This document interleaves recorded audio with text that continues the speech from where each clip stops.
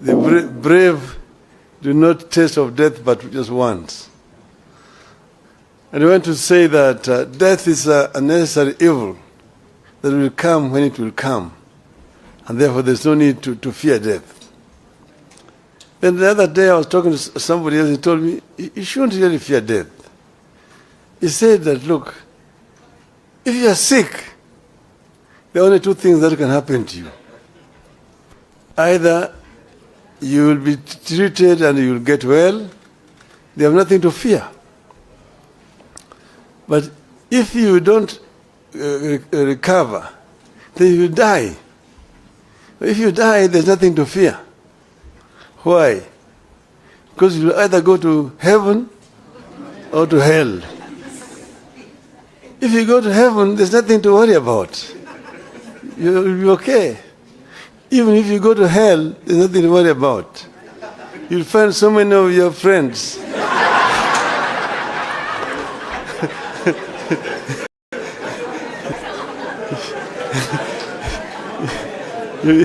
So spend a long time just greeting them. How are you? How have you been here? Before your time for the fire comes. So therefore, don't fear. You have nothing to fear as Kenyans. We will succeed in the long run. Now, I think this foundation has done a very good thing to choose to hold this conference. And they have told me that they're going to make it an annual event.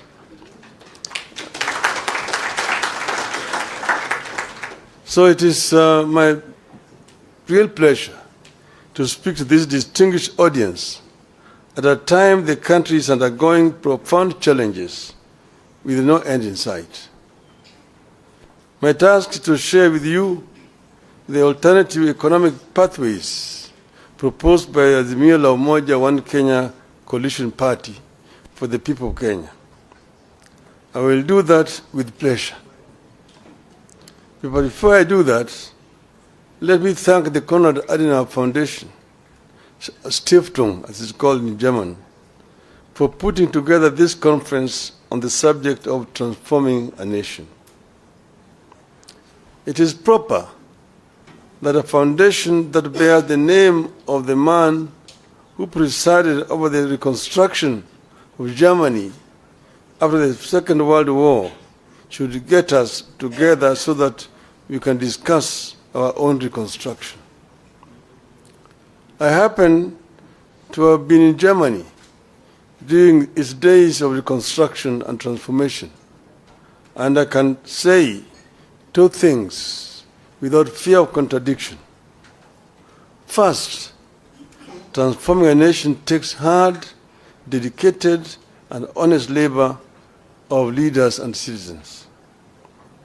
Secondly, no nation is beyond reconstruction and transformation. All it takes is leadership. And I arrived when the war had ended, the Marshall Plan had been introduced, and the work of reconstruction was in its second phase.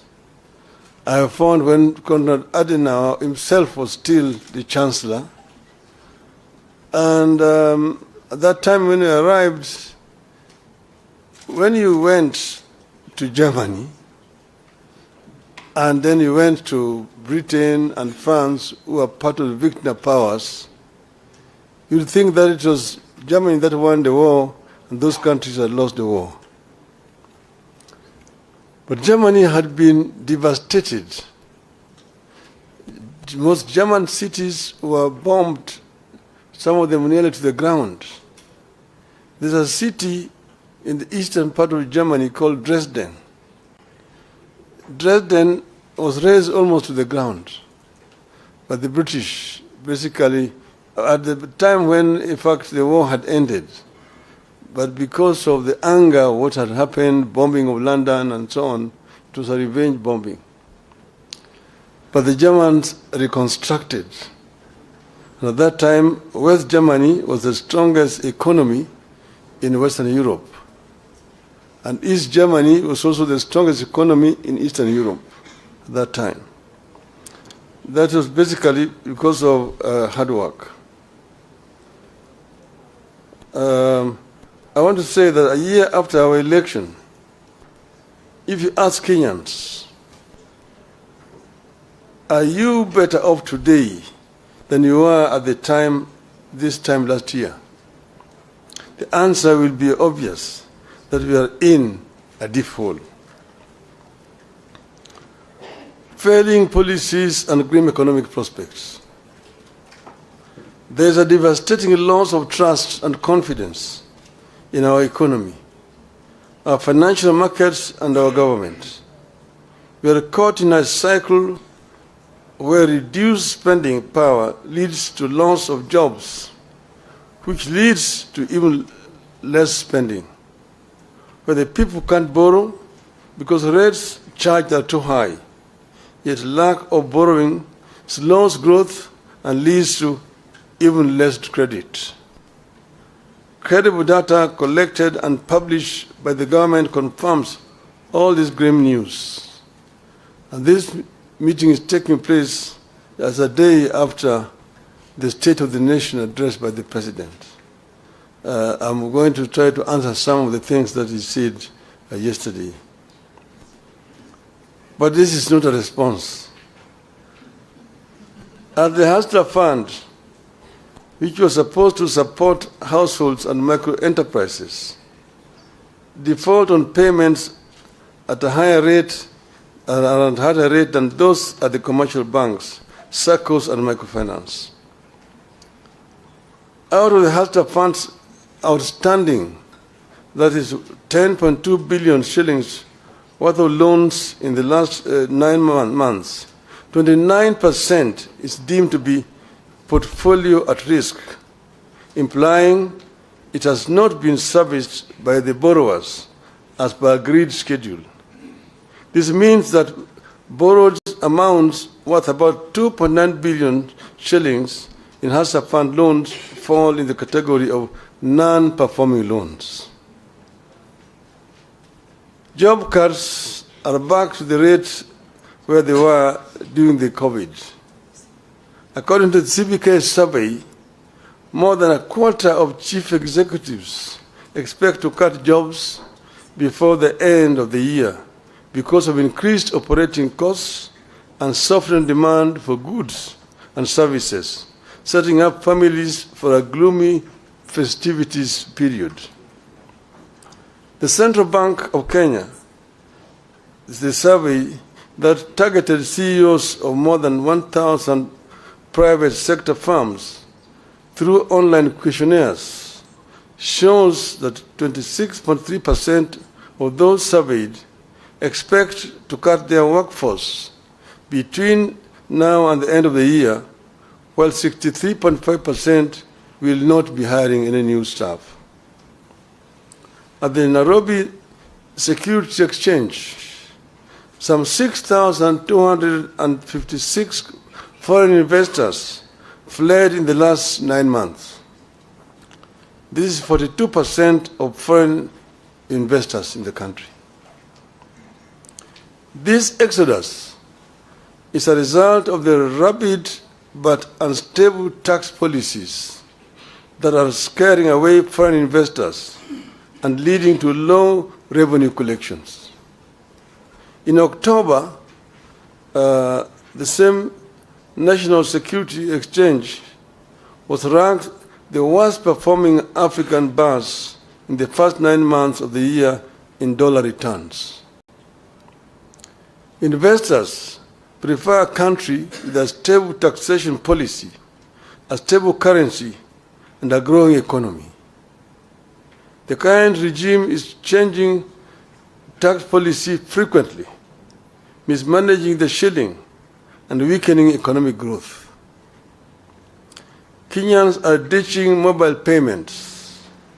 A number of local SMEs using payment methods such as pay bills and Lipa na M-Pesa are now asking their customers to use cash when paying for goods and services to avoid taxation. Fuel consumption fell rapidly between January and June dropping to the lowest levels in the more than 5 years. Up to 85% of firms are not paying corporate taxes. At least 8 in 10 companies in Kenya did not pay taxes on earnings last financial year. This signals a tough economic environment that hit sales, prompting some businesses to scale down operations. The Kenya Revenue Authority, KRA, missed its revenue target for the first quarter of the current financial year by 79 billion Kenya shillings. Of course, the story of the Kenya shilling in a free fall bears no repeating. It is obvious to everybody. From 120 to the dollar to now 159. I could go on and on, but I beg to stop there so that we can get into what Azimio thinks. The fact is, many Kenyans are both anxious and uncertain of what the future holds. The country is going through a recipe of policy mistakes, failures, and shortcomings served in an authoritarian, paternalistic leadership style. Nobody in government cares about building broad public support around these programs. Everything is forced down everyone's throats. In the run-up to 2022 election, we warned that the sectors of every economy are intertwined, and you cannot benefit one sector by denying the other. We warned that Kenya Kwanza was never going to help the hustlers by robbing the rich and the middle class. In the wake of the Finance Act of 2023, we warned that no nation can ever tax its citizens into prosperity. We are concerned that it is getting too late to change the course. We fear that consequences of the foundation laid in the first year of this administration could linger for years if nothing is done. Our country could lose the competitive edge that it has always had in the region and sub-Saharan Africa. This bad situation could easily get out of hand. What is to be done? For us in Azimio, reduction in the cost of living is a priority economic imperative. This will be achieved by providing some basic relief to citizens, including reduction of taxes and stimulating production. To release resources to achieve these objectives, government must cut the budget by an estimated 500 billion shillings. The current policies have hit low-income families particularly hard. These are the same low-income families that the administration promised to lift up. These families spend more than 40% of their income on food. They deserve and require relief. In particular, we must cut fuel taxes and raise social welfare payments. At this time of duress, we demand tax cuts, not increases. Kenyans need to see their taxes go down, not up. We believe the current taxation regime is not sustainable. We warned at the beginning that beyond a certain point, increasing taxes leads to lower collection. It has become real as Kenya Revenue Authority misses one revenue target after another. Tax on fuel is up, but fuel levy collection is down. We were doing this as a result of our experience when we formed government under NASA. Under NASA, we found an economy that was stagnant, and the growth was negative. Revenue collection was very low, and the Paris Club had actually clamped down on the government. So the government was actually just limping. And when we came into government, what we did was to address the two sides of the balance sheet, income and expenditure. We found out the government was collecting 200 billion shillings of all that was being collected. We looked at the sources of revenue, customs duty, income tax, the VAT, and so on. And then the other side, expenditure, how they were procuring. You looked at revenue officers, those officers in the customs, in the income tax department, in the VAT, and procurement officers in all the ministries. They were the boys in town. They're the ones who are buying apartment blocks in town, the ones who are driving the latest models of cars, Mercedes, Toyota, what have you. They're the ones who are building castles in rural areas. They're the ones who are building high-rise buildings in village markets. If you did a lifestyle audit, you're able to catch them. And we did lifestyle audits and caught very many of them. We sacked some we sent to jail. And all of a sudden, revenue rose up. From 200 billion shillings, within the 6 months from January to June, we went up by 100 billion shillings. We collected 300 billion shillings. So we said, the answer is not to increase taxes, but to spread out, widen the net, and lower the taxes, and we get more revenue. The following year, it went 500 billion, 700 billion, 900, we reached 1 trillion. We were able to finance most of our budget from local resources without having to borrow from donors. 95% of our development expenditure was coming from local revenue. And that's why we were advising the inadvisable that you don't have to increase taxes to get revenue. Procurement, because you can raise revenue, but it all just goes into people's pockets.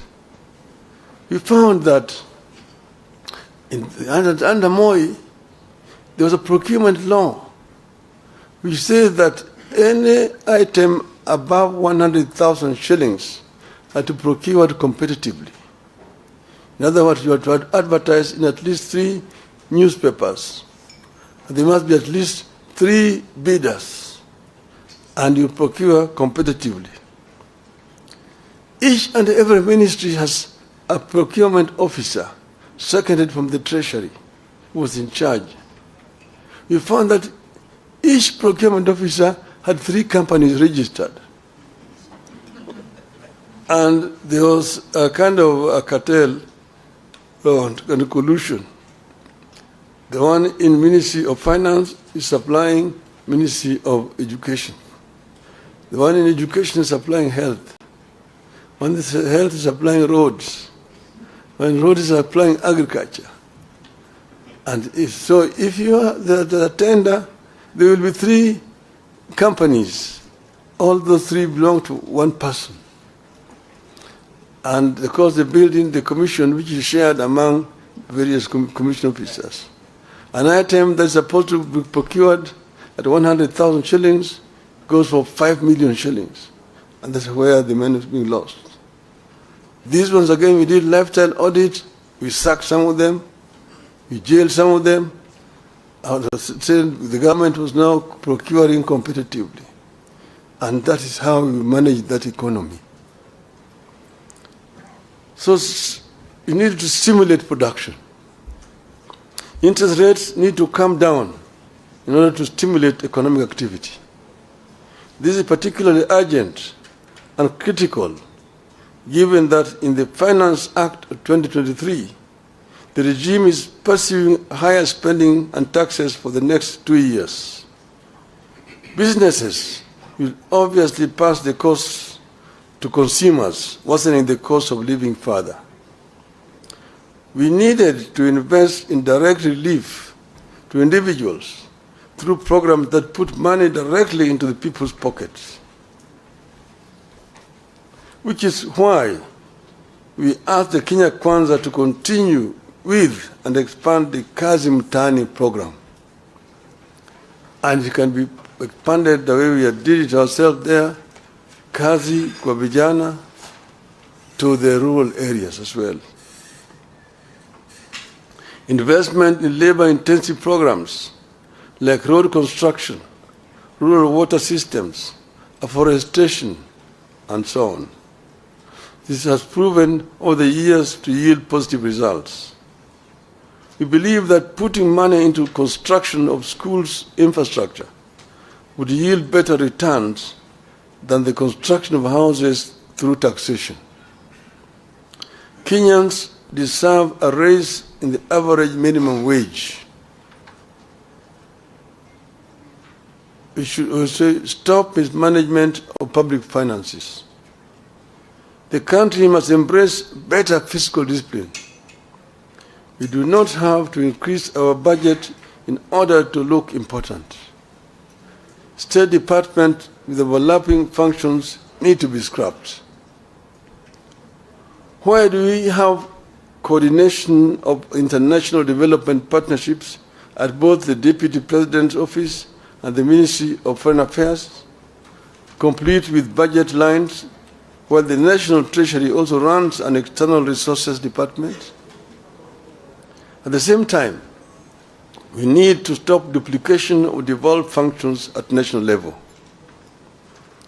You have a situation where the national government is competing with the counties in several other functions which are constitutionally devolved, like health, like agriculture, like water, and so on. Why should the national government be the one procuring fertilizers and distributing it to the county government when agriculture is devolved? How about drugs and so on?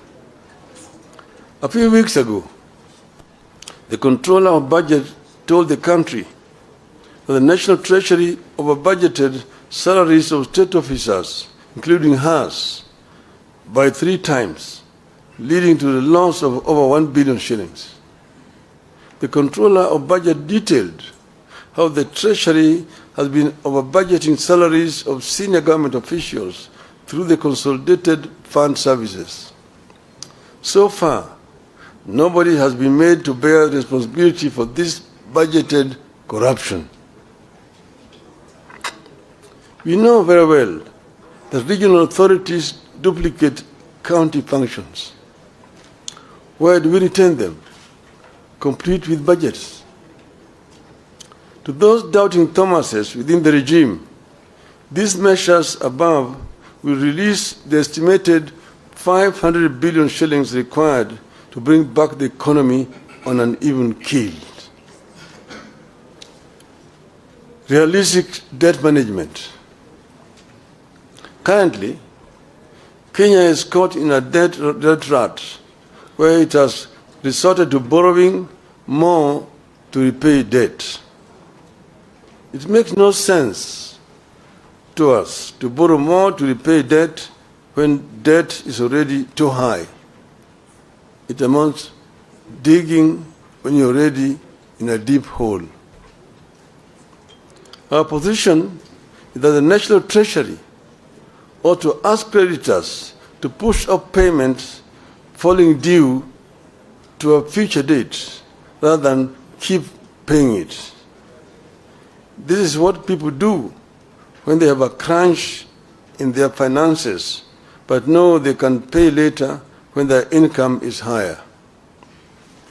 Rescheduling debt is not at the same time as the same thing as debt default. People default when they are bankrupt. Kenya is not bankrupt. Kenya should not default. By rescheduling debt payment falling due, the government can forgo punitive taxes and create room for critical social and economic spending. In conclusion, 1 year on since the inception of new government, this is the time to reset the economic policy broadly.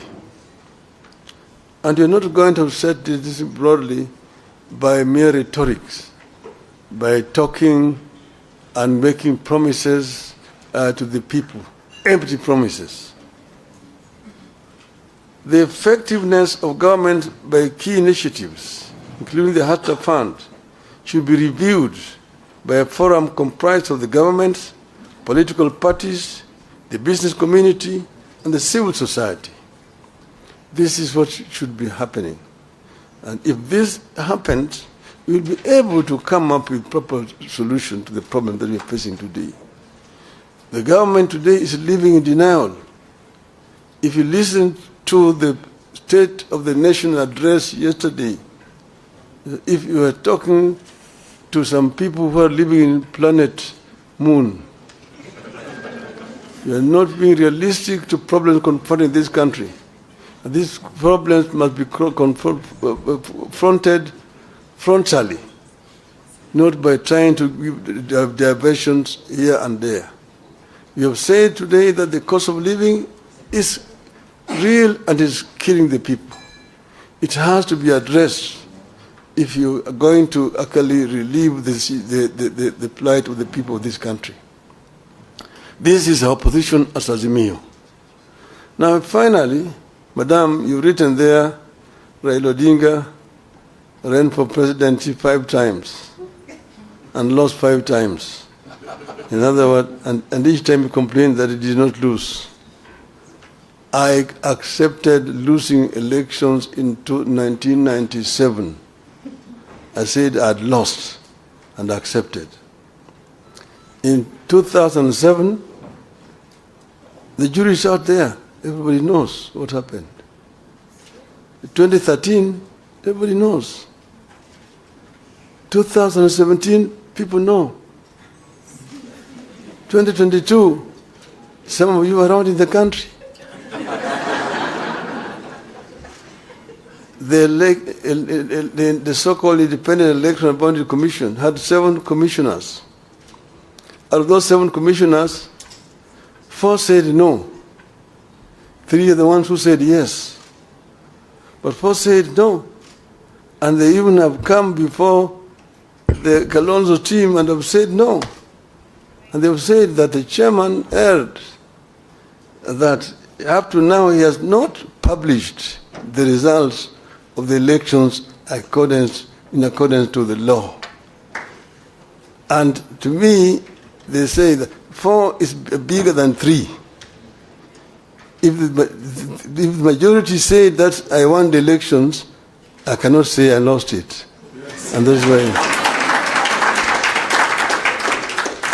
irrespective of what the Supreme Court said, I thank you very much.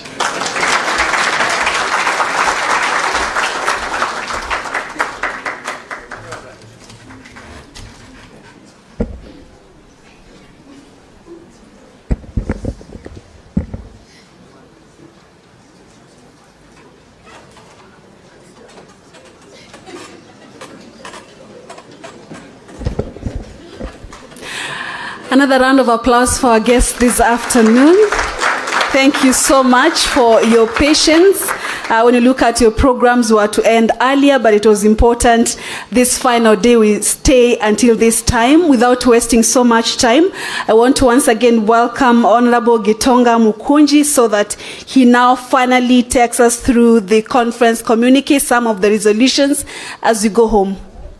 Welcome, sir.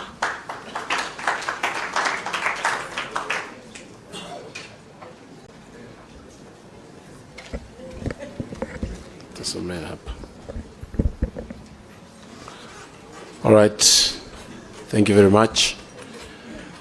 Before I read the communique, I have seen some members of parliament who have joined us, and I would like to recognize them.